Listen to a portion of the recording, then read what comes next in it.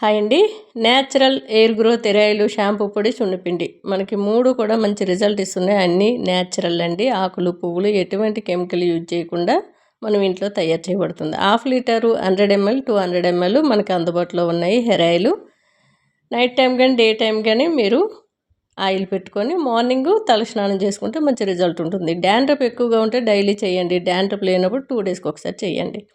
ఇది ఎలా వాడాలంటే ఆయిల్ నైట్ టైం కానీ మీరు ఇంట్లో ఉంటే డే టైం కానీ 5 నుంచి 10 నిమిషాలు మసాజ్ చేసుకోవాలి. డైలీ ఆయిల్ అప్లై చేస్తే మంచి రిజల్ట్ మీకు త్వరగా కనిపిస్తుంది. మంచి రీగ్రోత్ అనేది కనిపిస్తుంది.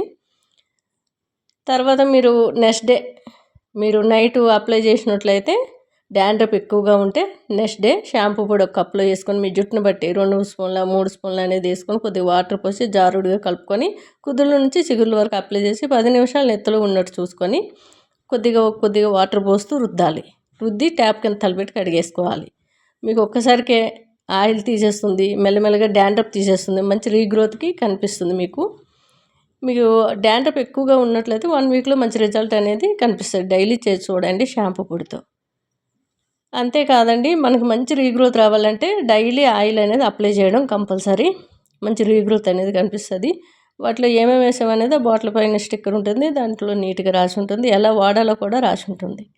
అంతేకాదండి, సున్నిపిండి పింపుల్స్ మచ్చలు తీసేస్తుంది. చాలామందికి మనకి మెడపైన నల్లగా ఉంటుంది ఈ చైన్ లేసిన వల్ల, అదంతా కూడా మెల్లమెల్లగా పోతుంది.